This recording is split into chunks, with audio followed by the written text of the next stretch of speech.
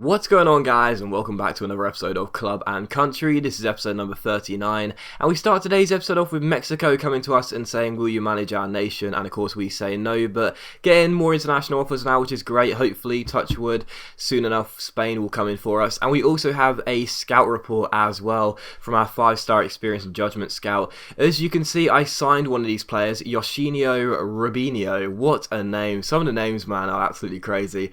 And Rubinho is going to come in, so hopefully he'll turn out to be as good as Robinho and be a very, very decent, skillful player for us in the future. But we promoted him to our academy, and we'll wait and see how he looks. Hopefully come May, he's 17 years old, so we might ask for a contract sooner before that, but hopefully he'll be okay with waiting until May, and we'll see how he looks. There are a couple of good ones there as well in the other scout report, which you saw, but I'm going to continue the scouting on them for a bit and see how they look after another month. We take on Roma though for the first game of today's episode here, so the Italians come to take us on in the Europa League group stage. Of course, after winning game 1 against Lille here at El Sardinero, I was desperate to make it 2 wins out of 2, although I didn't really fancy my chances too much. We've had 2 defeats in the last 3 games, and quite frankly, Roma, in my opinion, are the strongest side in this group and were going to be a real tough test for us. I actually thought this game was being played away from home, which I mentioned in the last episode, but instead it was at home, so apologies for that. But regardless, the first chance would fall to Roma as you'd expect, and the shot went just wide of the post and behind, so still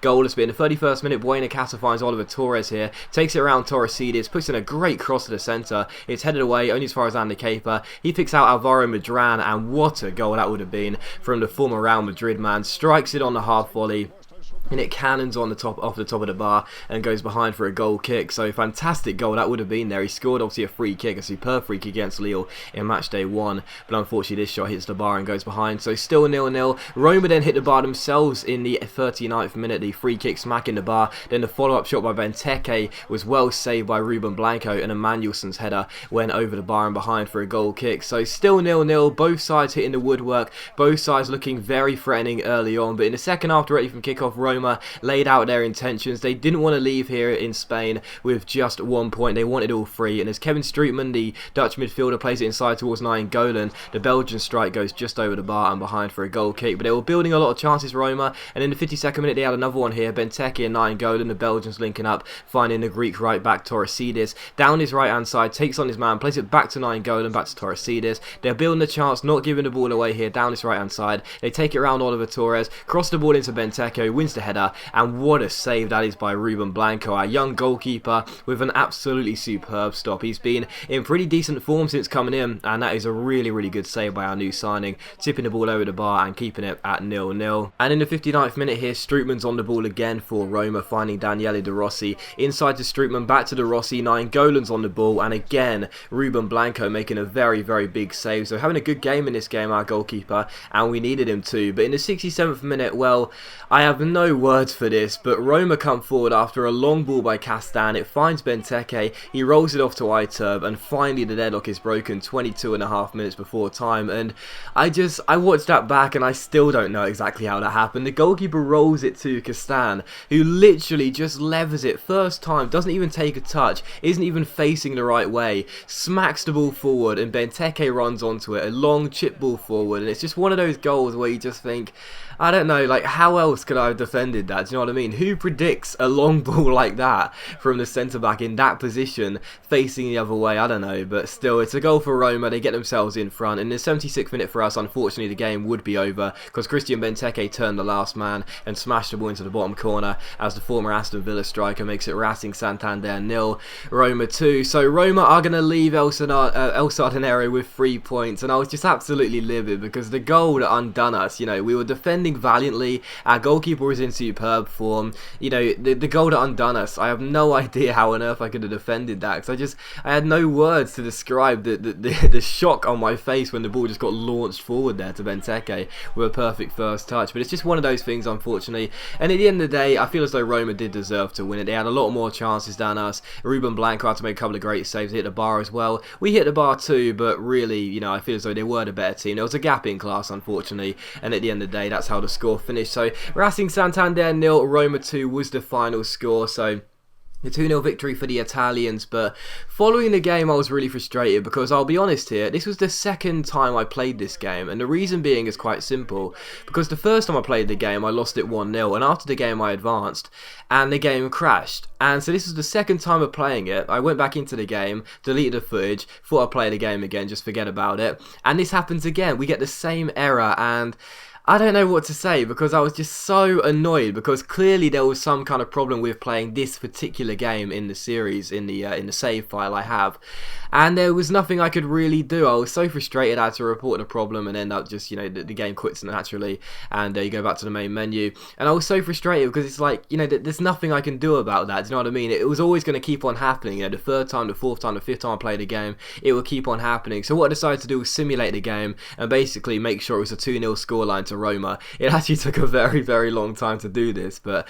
eventually I thought it's only fair if I do it this way, because otherwise I could simulate the game and give myself an advantage by maybe winning the game or drawing the game, but in the end I thought, make it fair, show it as a 2-0 loss to Roma as it was, so nothing can really be said about that. So yeah, really frustrated as we have a use score monthly report here. Rubinho looking very nice indeed, can't wait till May to promote this guy, and a squad report on the league table as well. Very frustrated about that. At the end of the day, like I said, because I simulated the game to make sure it was a 2-0 scoreline, it's not like you're getting to see an unfair advantage. I'm not using the game to my advantage, it's just how it is, unfortunately. One of those things really, but it's still annoying how EA have these really basic problems in their game where so many crashes occur, and it's like, when you pay so much for a video game, it's like you expect it to work, maybe not flawlessly, but the amount of errors and bugs and glitches that are in this game, that's not even going into the server problems that EA have. It's so frustrating, but it's one of those things at the end of the day, and again, because of the simulation, the 2-0 loss, nothing gets changed. It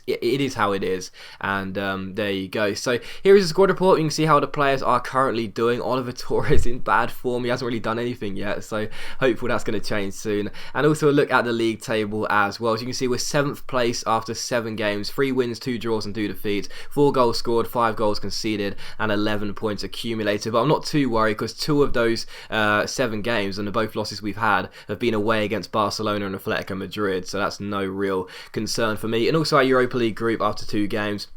We're a third of the way through, we're sitting in 3rd place, we are behind Lille on goal difference, as that's what it's counted as in the game, and 3 points behind the league leaders Roma, who I do predict will top this group with relative ease. So yeah, it's going to be a very tough Europa League group. I mentioned that when we started. I do believe that we could possibly be needing a win on match day 6 to get ourselves through this group, so it is going to be really difficult for us, but we faced the 2 most difficult teams out of the 3. We've got Nacional next away from home. Hopefully as they're bottom of the group, we should be able to win that game and get ourselves another 3 points. Still, we do go ahead and take on Osasuna for the second game of today's episode here, back in La Liga. Hopefully there'll be no crash after this game, but still taking on Osasuna here. The first chance would fall in the 7th minute as Kroos gets onto the ball for them and finds De Las Cuevas, and De Las Cuevas plays it back to Kroos, back to De Las Cuevas. Lovely ball out wide towards Sisi down this right hand side, chips it inside towards Gural. What a lovely goal that would have been, but thankfully for us, the number 16's header hits the bar, and the follow-up header from the same man is caught by Ruben Blanco. So still 0-0, but in the 20th minute here, some nice passing sees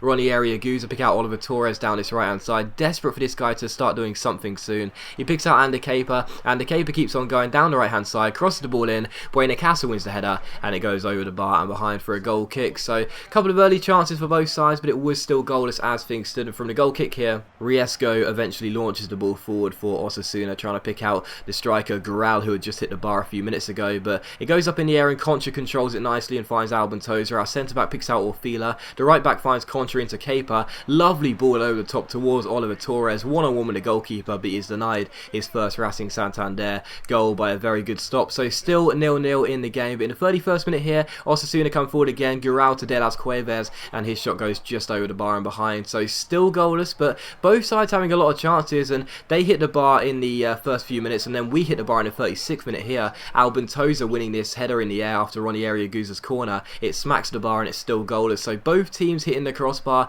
in the first half, looking very threatening. The goal was coming, we were building up good chances, and so were they, so the goal was going to come eventually, and in the 43rd minute we'd have the chance to score the goal through a penalty, because Ander Kepa gets bundled to the floor there, and Osasuna give away a penalty, and I have no idea why the defender did that, because Ander Kepa was basically fake shotting himself out of play. I was going the wrong way and going towards the advertising boardings really, and he just gets shoulder shoulder barge to the floor by Oya there, and it's a definite penalty. You can't do that. So penalty to Racing Santander, and it's going to be Ranieri Aguza, our 16-year-old out of the academy. Cesc Fabregas possibly, well, he is our captain at just 16 years old. He's got a long future at Racing Santander, and I really do hope that's the first goal of many for our number 4, because he smashes in the penalty, sends the goalkeeper the wrong way with his left foot, and it's Racing Santander 1, Osasuna 0. So we've had 3 defeats in the last 4 games. We were desperate to get back to winning ways here,